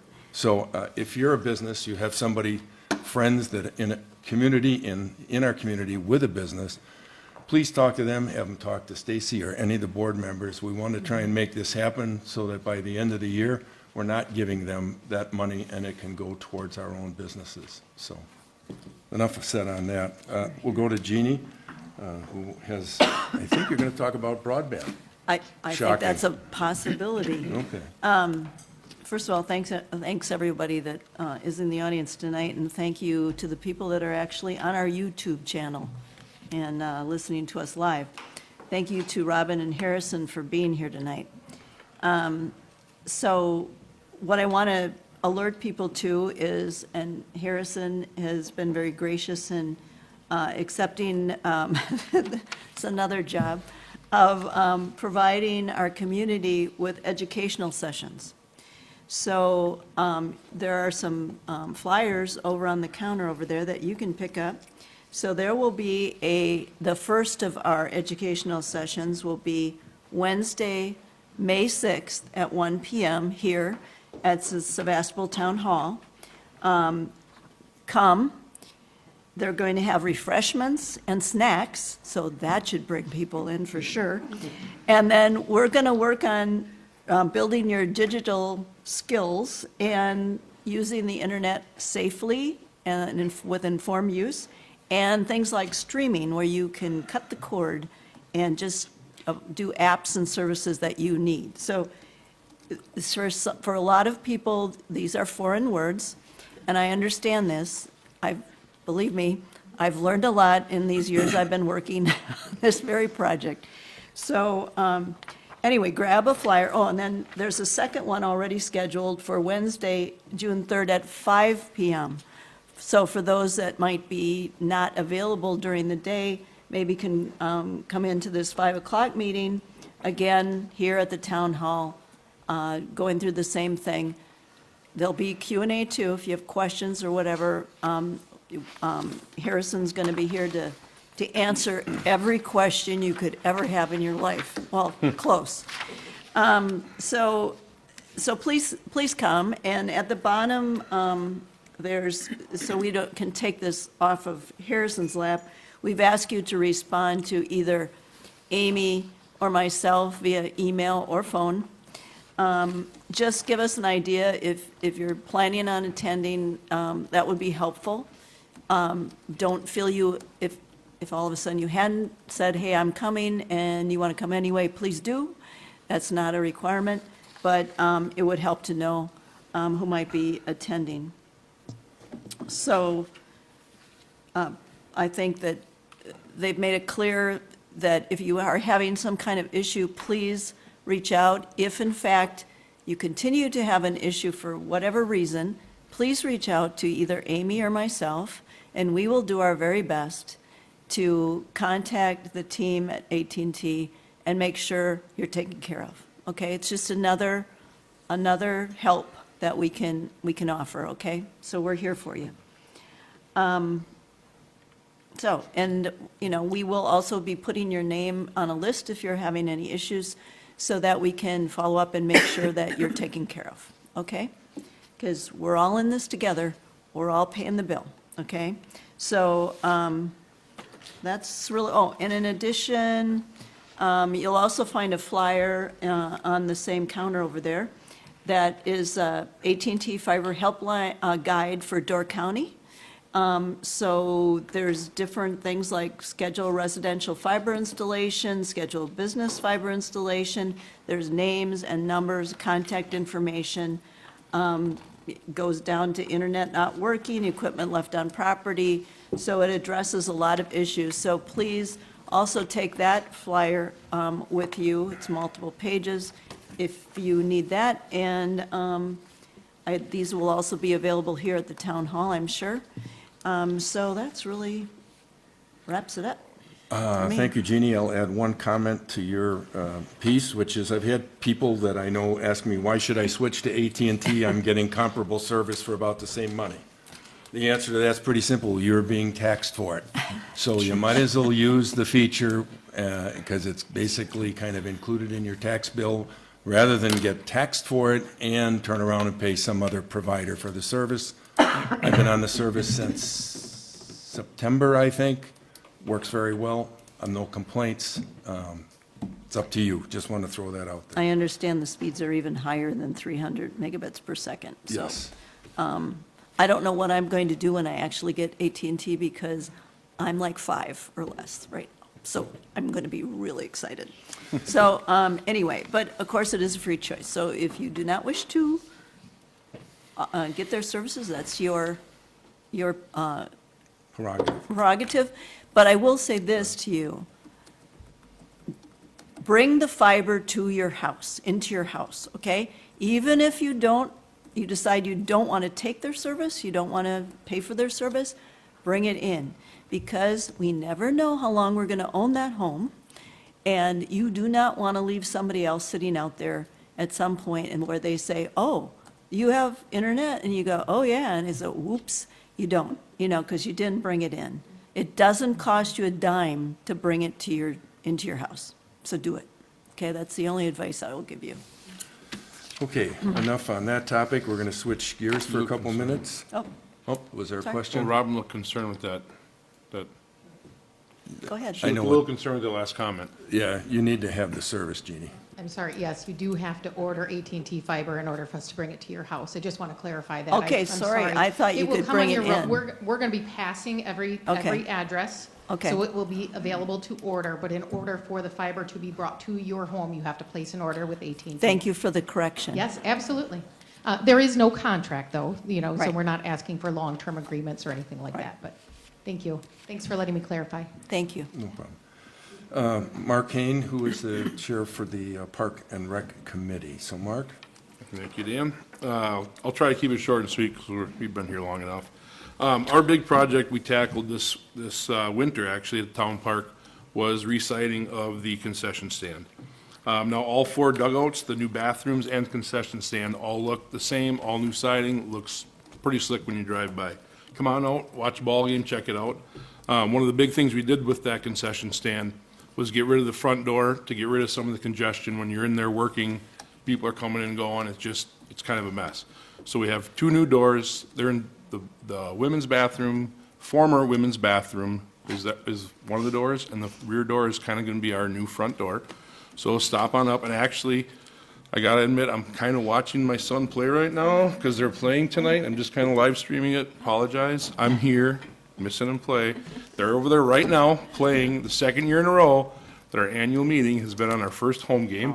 But I will say, we're playing ball, so that's awesome. This is early and we're playing ball. So thank you, Mother Nature, for finally loosening her grip a little bit on us. And one of the reasons I believe why we are playing ball, because we did something that I don't know if has ever been done at the park. We core aerated the outfield. Of the baseball. I don't know if it's ever actually been done. We've done the infields the last few years, kind of every other year, or every year trying to do that. I believe that it really helped open that outfield up, drain it off. We're playing. It's been a perennial problem out there, as we all know in this town. That ball field holds water on that left field side. we're kind of taking a couple steps to get that resolved. The other thing is the inside remodel of the concession stand. That's kind of an ongoing process. We're kind of slowly picking away at it, and it's getting closer and closer, Dan, just so you're aware. So we're improving the insides and always looking to make it better and more functional for the users. I think that's about our big projects over there. Did you mention that we actually had heat in the restrooms, the new Oh, restrooms? yes. And that's, I mean, men and women alike, especially the mothers over there. There's heat in the bathrooms, and they love it. And they seem to go over there in the later innings, so you got to check those out, too. Don't have a window for watching the game, but you can stream it. Okay, that's it, Mark? I believe so. Okay, good. All right. Next, we are asking Ashley Stotts, who is the EMR crew chief for our town, if she would give us a review. Trent was her contact, and of course, it's a switch, so Ashley, the floor is yours. All right, so I don't have as much as Kalen does here. So I just kind of go over our call numbers and then compare it to previous years and where we're at this point this year. So for 2025, we had a total of 227 EMR calls. Out of those, 184, which is 81%, were answered by EMRs. So I put answered by EMRs because I've had the question in the past of, if you say no response, does that mean nobody comes? Even if an EMR doesn't respond, there's still an ambulance coming to you. And like Kalen had mentioned before, we'll also request Sturgeon Bay Fire to respond as EMRs in situations when needed as well. In 2024, just for comparison, we had 240 calls with a 50% response. Year-to-date for 2026, we have 75 calls with 87% response. And at this time last year, we were at 68 calls with 78% response. Our current roster has 16 members with a cap of 20 that we are allowed to have total. 2 members are currently on medical leave. And then January of 2026, the agency implemented a standard operating guideline for minimum member requirements. We had several people that were on our roster that really didn't have any activity, weren't responding to calls. So in order to open up those spots so that we can get people that are going on the calls, we just set that minimum requirement. And then Sevastopol EMR agency applied for the Emergency Medical Services Funding Assistance Program Award. And that's from July 1st of 25 to June 30th of 26. And that was something that was offered to all EMS services within the state of Wisconsin. It's based off of your population and things as to how much money you get. And Sevastopol EMRs were awarded $18,065.98. They also have a very specific list of items that we can use those funds on. And one of the things that we've been using those funds for have been like roadway safety, traffic vests, traffic lights, things that were more visible on the roadway. Just because our fire department is coming from Sturgeon Bay, and a lot of times as EMRs, we're there before fire, before law enforcement, and we've had a few too many close calls, so. Okay. Thank you very much. Would you mind introducing the person on your left? So on my left here is Grant Estes. He is the assistant crew chief. Would you refer to Grant as a one-man EMR team? He's our full-time EMR? Yeah. Full-time.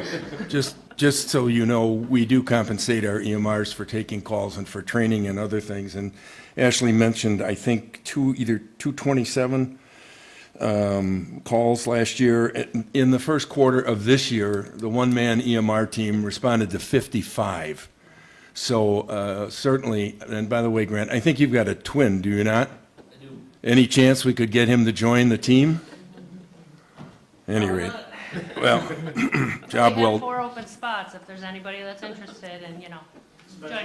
Especially down the Glen Bay Shore. Yep. That's Trent the brought hardest that. parts to get to. Trent brought that up last night. So, well, thank you.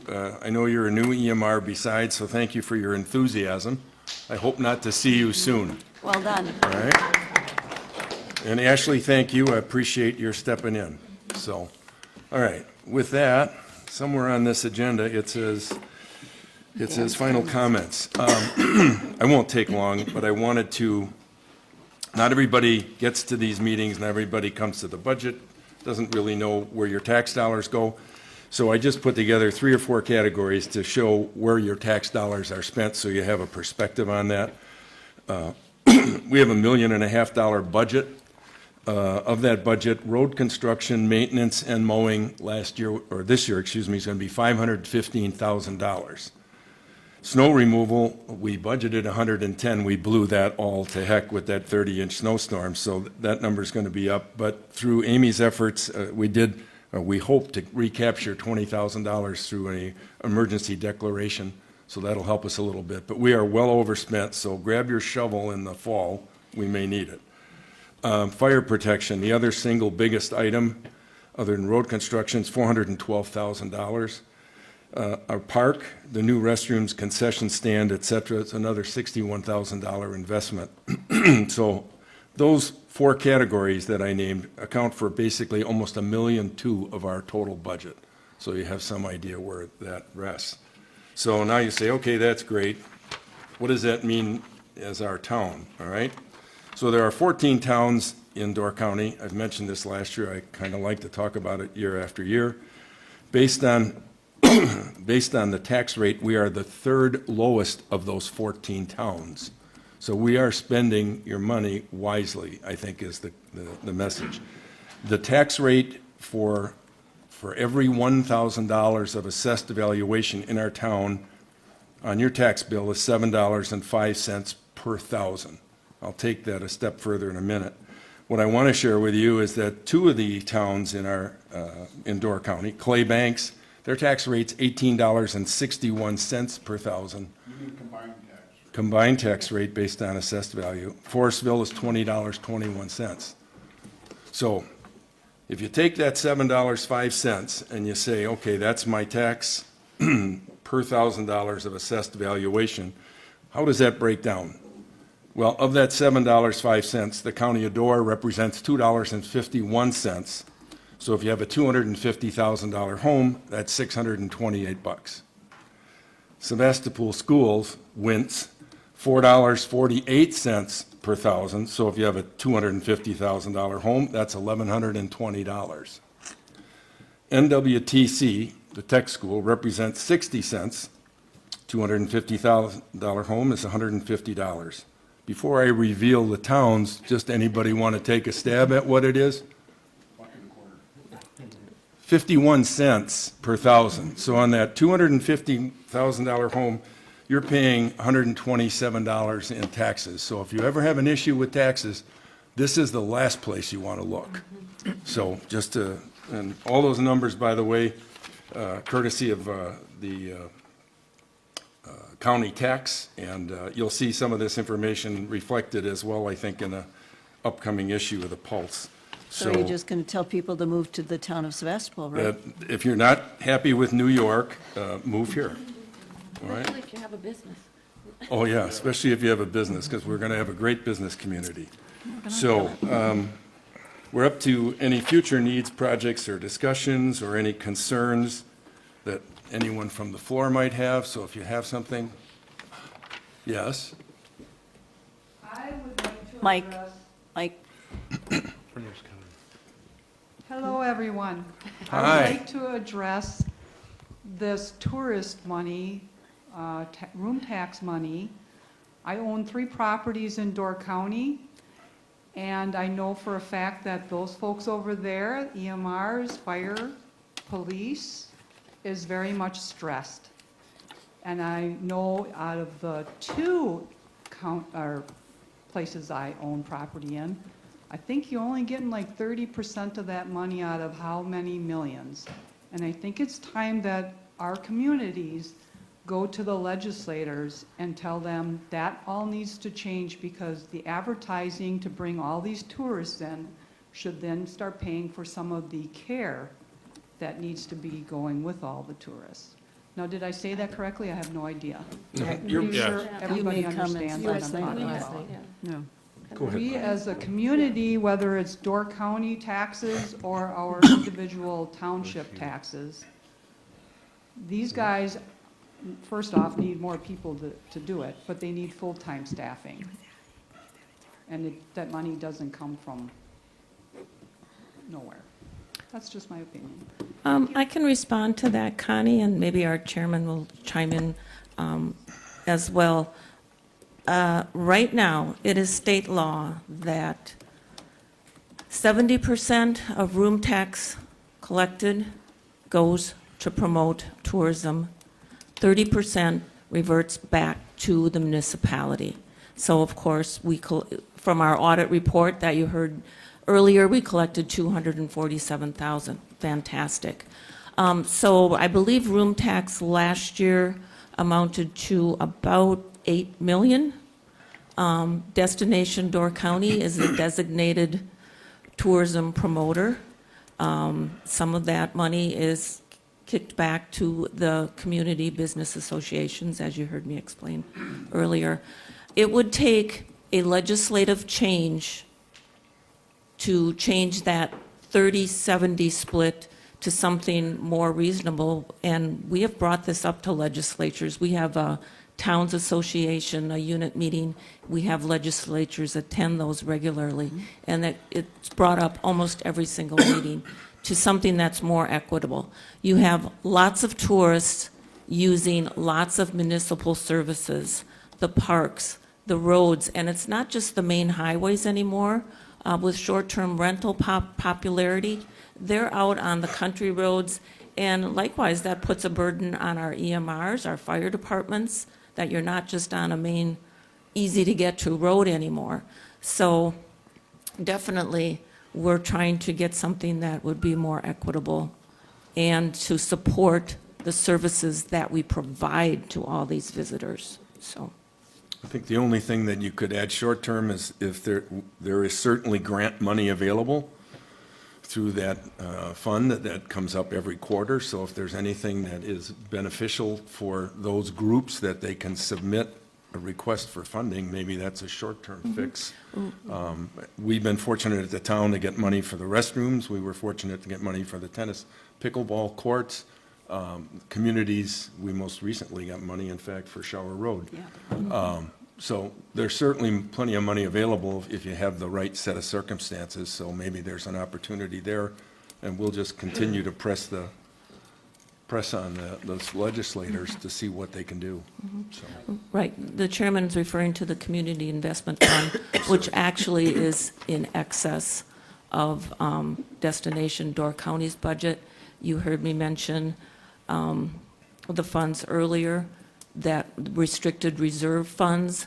So again, those are funds on top of Destination Door County's budget that are just kind of hanging out there that could be used for projects. So, Mr. Weidman, I think you had a comment. I just said, I mean, legislatively, you might want to look at pressing your legislators for shared revenue.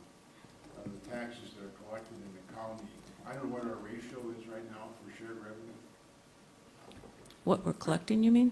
Yeah, taxes that go. Oh, we got a Yeah. tremendous increase in our shared In revenue. lieu of, in lieu.